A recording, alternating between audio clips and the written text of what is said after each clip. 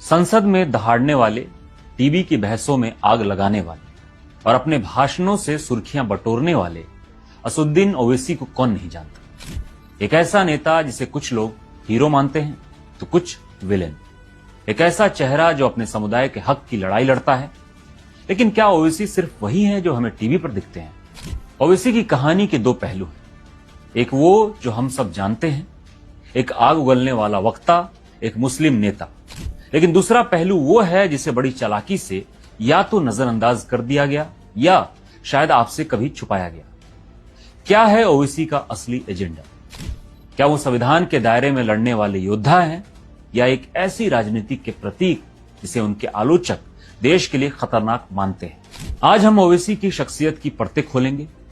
हम उनके उस सफर पर चलेंगे जो हैदराबाद की गलियों से शुरू होकर लंदन के मशहूर लिंकन्स इन तक पहुंचा और फिर भारत की संसद में गूंजा। आज हम ओवैसी की भाषणों, उनके विवादों और उनकी राजनीति के उस छिपे हुए सच को सामने लाएंगे जो आपको हैरान कर सकता है। यह कहानी सिर्फ एक नेता की नहीं है, बल्कि उस राजनीति की है जो भारत के भविष्य को तय कर सकती है।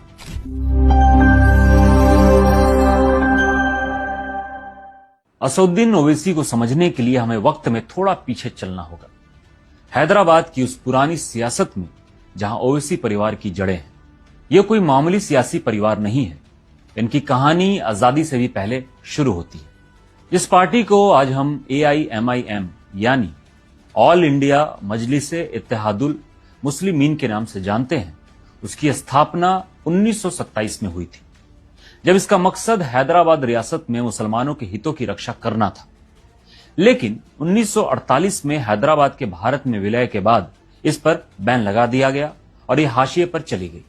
असली कहानी शुरू होती है 1957-58 के दौर में, जब असदुद्दीन के दादा अब्दुल वाहिद ओवैसी ने इस पार्टी को एक नई पहचान दी। अब्दुल वाहिद पेशे से एक वकील थे और उन्होंने मजलिस को एक राजनीतिक दल के रूप में फिर से जिंदा किया। उन्होंने पार्टी के नाम में ऑल इंडिया शब्द जोड़ा और इसे भारतीय संविधान के दायरे में काम करने वाली पार्टी बनाया। ये वो नींव थी जिस पर ओवैसी परिवार की सियासत की पूरी इमारत खड़ी होनी थी। दादा के बाद विरासत संभाली असदुद्दीन के पिता सुल्तान सलाहुद्दीन ओवैसी ने। सुल्तान सलाहुद्दीन को हैदराबाद में सलारे मिल्लत यानी कौम का लीडर कहा जाता था। वो सिर्फ एक नेता नहीं बल्कि अपने आप में एक संस्था थे। 1984 से लेकर 2004 तक यानी लगातार 6 बार वो हैदराबाद से सांसद रहे। उन्होंने AIMIM को हैदराबाद के पुराने शहर से बाहर निकालकर एक बड़ी ताकत बना दिया। उनका राजनीतिक करने का अंदाज बिल्कुल जमीनी था। वो जनता से सीधे जुड़ते, उनके काम करवाते और उन्होंने पार्टी को एक ऐसी इलेक्टोरल मशीन बना दिया जिसे हराना लगभग नामुमकिन था। सुल्तान सलाहुद्दीन ने ही पार्टी को मजबूती दी, जिसकी वजह से आज AIMIM हैदराबाद में एक अभेद किले की तरह खड़ी है। ये वो माहौल था जिसमें असदुद्दीन ओवैसी बड़े हो रहे थे। उन्होंने सियासत को बचपन से बहुत करीब से देखा था। उन्होंने देखा कि कैसे उनके पिता और दादा ने एक समुदाय की आवाज बनकर सत्ता के गलियारों में अपनी जगह बनाई। उन्हें विरासत में सिर्फ एक राजनीतिक पार्टी नहीं मिली, बल्कि एक पूरी विचारधारा मिली कि अपने समुदाय के हक के लिए लड़ना है और यह लड़ाई सड़कों पर नहीं बल्कि संविधान के दायरे में रहकर लड़नी है। यही सबक आगे चलकर उनकी राजनीति का मूल मंत्र बनने वाला था। लेकिन सियासत में सीधे उतरने से पहले असदुद्दीन ने एक दूसरा रास्ता चुना, एक ऐसा रास्ता जो उन्हें भारत से हजारों मील दूर लंदन ले गया। जब भी आप असदुद्दीन ओवैसी को संसद में या टीवी पर बहस करते हुए सुनते हैं तो क्या देखते हैं? एक जोशीला नेता जो चीखता है, चिल्लाता है।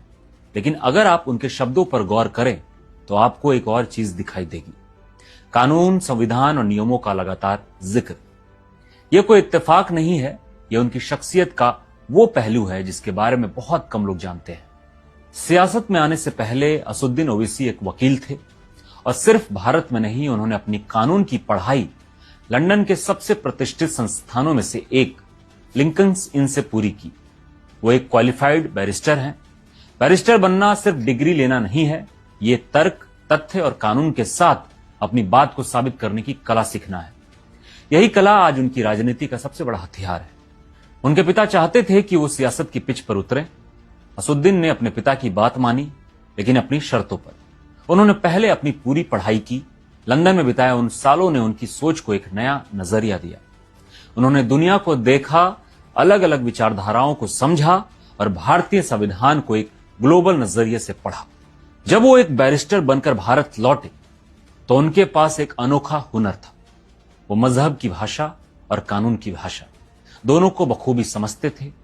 यही वजह है कि जब वो यूनिफॉर्म सिविल कोड का विरोध करते हैं तो वो सिर्फ धार्मिक दलीलें नहीं देते, बल्कि वो संविधान के आर्टिकल 25 और आर्टिकल 29 का हवाला देते हैं, जो धार्मिक स्वतंत्रता और अल्पसंख्यकों को अपनी संस्कृति बचाने का अधिकार देता है। वो नागा और मिजो समुदायों को मिली विशेष छूट का उदाहरण देकर पूछते हैं कि अगर एक देश में अलग अलग समुदाय के लिए अलग अलग पर्सनल लॉ हो सकते हैं तो सिर्फ मुसलमानों को लेकर यह बहस क्यों है। जब वो आतंकवाद के मामलों में फंसे मुस्लिम नौजवानों के लिए कानूनी मदद की पेशकश करते हैं तो उन पर आतंकवाद का समर्थक होने का आरोप लगता है। लेकिन वो पलटकर इस्लामिक स्टेट जैसे संगठनों को जहन्नुम के कुत्ते कहते हैं और साथ ही ये भी कहते हैं कि भारत का कानून हर नागरिक को इनोसेंट अंटिल प्रूवन गिल्टी, यानी दोषी साबित होने तक निर्दोष मानता है। यह है ओवैसी का वो दूसरा पहलू जो अक्सर उनके जोशीले भाषणों के शोर में दब जाता है। वो सिर्फ एक मुस्लिम नेता नहीं है, वो एक बैरिस्टर हैं जो अपनी लड़ाई कानून और संविधान के मैदान पर लड़ते हैं।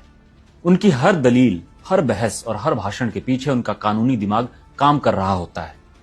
1994 में जब वो पहली बार विधायक बने तो ये सिर्फ एक नेता के बेटे की राजनीति में एंट्री नहीं थी, ये एक बैरिस्टर की भारतीय राजनीति में एंट्री थी जो आने वाले सालों में अपने तर्कों से सत्ता के गलियारों में हलचल मचाने वाला था।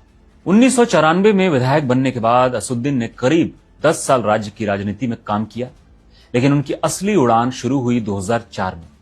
ये वो साल था जब उनके पिता सुल्तान सलाहुद्दीन ओवैसी ने सक्रिय राजनीति से हटने का फैसला किया और हैदराबाद लोकसभा सीट अपने बेटे को सौंप दी। असुद्दीन पहली बार लोकसभा का चुनाव लड़े और जीतकर दिल्ली पहुंचे।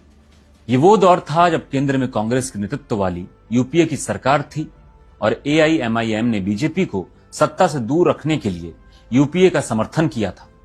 लेकिन संसद में पहुंचने के बाद ओवैसी ने एक अलग ही पहचान बनाई। वो सिर्फ हैदराबाद के सांसद बनकर नहीं रहे, बल्कि एक ऐसे सांसद बने जिन्हें सुना जाता था। वो अपनी बात को तथ्यों और आंकड़ों के साथ रखते थे। उनकी उपस्थिति, बहसों में भागीदारी और उनके उठाए गए सवालों की गुणवत्ता इतनी बेहतरीन थी कि उन्हें देश के सबसे बेहतरीन सांसदों में से एक माना जाने लगा। जब यूपीए सरकार के दौरान कुछ मुस्लिम नौजवानों पर आतंकवाद के झूठे आरोप लगे तो ओवैसी ने अपनी ही समर्थित सरकार के खिलाफ आवाज उठाई।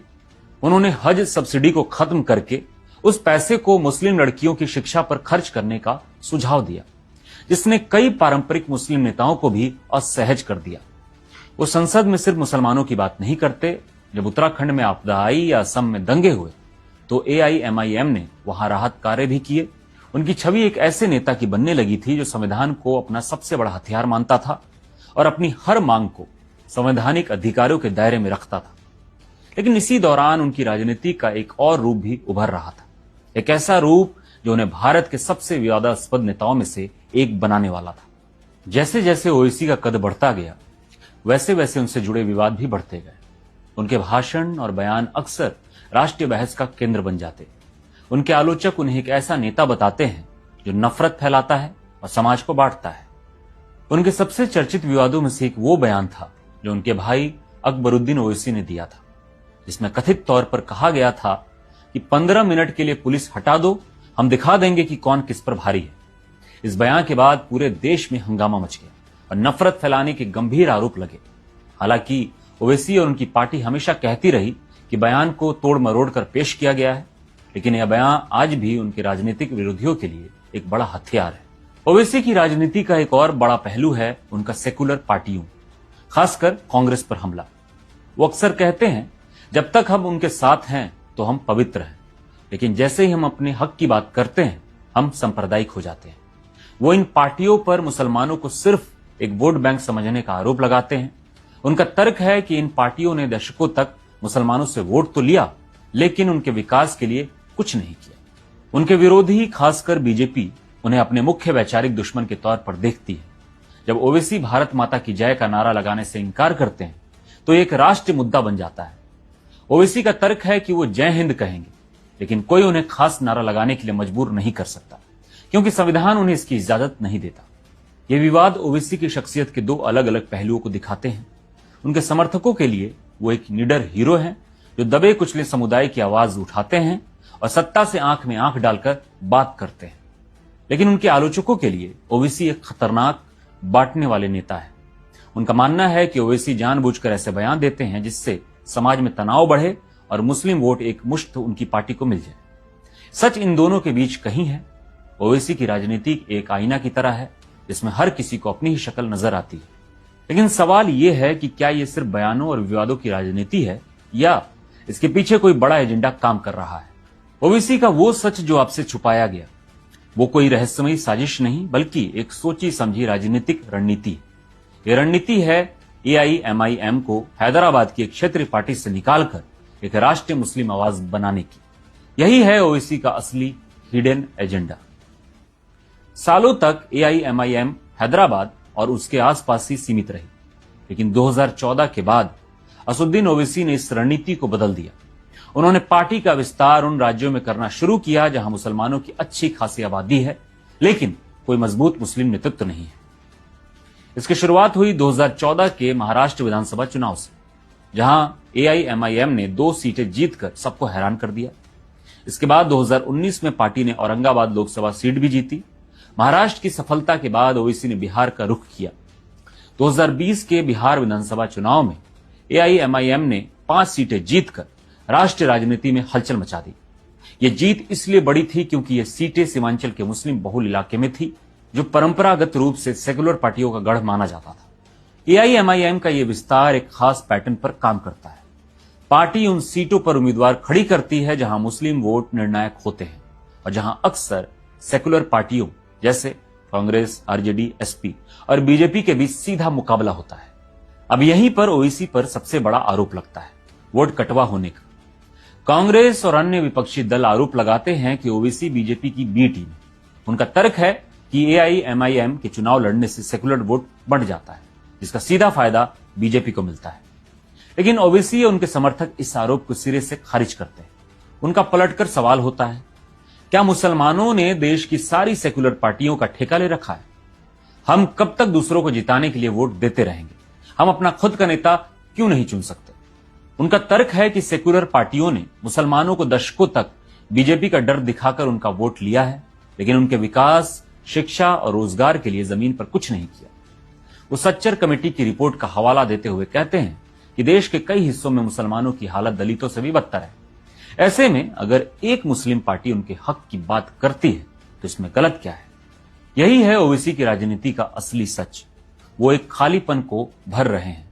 वो उस मुस्लिम नौजवान की आवाज बन रहे हैं जो महसूस करता है कि सेकुलर पार्टियों ने उसे धोखा दिया है और BJP उसे अपना दुश्मन समझती है। 2024 के लोकसभा चुनाव में उन्होंने एक बार फिर हैदराबाद सीट से बड़ी जीत हासिल की, जो उनकी अपनी जमीन पर मजबूत पकड़ को दिखाता है। यह उनकी लगातार 5वीं जीत थी। उनका एजेंडा खतरनाक है या नहीं, यह देखने के नजरिए पर निर्भर करता है। अगर आप एक सेकुलर पार्टी के नेता हैं तो आपके लिए ओवैसी एक वोट कटवा है। अगर आप एक राष्ट्रवादी पार्टी के नेता हैं तो आपके लिए ओवैसी एक सांप्रदायिक नेता है। लेकिन अगर आप उस समुदाय का हिस्सा हैं जिसे लगता है कि उसकी आवाज कोई नहीं सुन रहा, तो आपके लिए ओवैसी एक उम्मीद है, एक नायक है। तो आखिर कौन है असदुद्दीन ओवैसी? एक तरफ है बैरिस्टर असदुद्दीन ओवैसी, जो लंदन से पढ़कर आए हैं, जिन्होंने बेहतरीन सांसदों में गिना जाता है, जो संविधान को अपना सबसे बड़ा हथियार मानते हैं और अपनी हर लड़ाई कानूनी दांवपेच से लड़ते हैं। और दूसरी तरफ है भाईजान असदुद्दीन ओवैसी, जिनके भाषणों पर विवाद होता है, जिन पर समाज को बांटने के आरोप लगते हैं और जिनकी राजनीति को उनके विरोधी देश के लिए खतरा मानते हैं। क्या वो एक गलत समझे गए संवैधानिक योद्धा हैं जो सिर्फ अपने समुदाय के अधिकारों के लिए लड़ रहे हैं, या फिर वो आज के भारत के सबसे चतुर और ध्रुवीकरण करने वाले राजनेता हैं, जो जानते हैं कि विवादों को वोटों में कैसे बदलना है? शायद सच ये है कि ओवैसी एक ही सिक्के के दो पहलू हैं। वो इस नई भारतीय राजनीति के प्रतीक है, जहां हर समुदाय अपनी पहचान, अपनी हक को लेकर ज्यादा मुखर हो रहा है। उनकी सफलता या असफलता भारत के लोकतंत्र के भविष्य के बारे में बहुत कुछ बताएगी। तो आपके लिए ओवैसी क्या है? एक हीरो, एक विलेन या कुछ और? इसका फैसला आप करें। आपकी राय क्या है? क्या आप ओवैसी की राजनीति से सहमत हैं या असहमत, और क्यों? नीचे कमेंट्स में हमें अपनी राय जरूर बताएं। अगर आपको ये विश्लेषण पसंद आया हो तो इस वीडियो को लाइक करें, शेयर करें, और ऐसे ही निष्पक्ष और मजबूत विश्लेषण के लिए हमारे चैनल को सब्सक्राइब करना ना भूलें। धन्यवाद।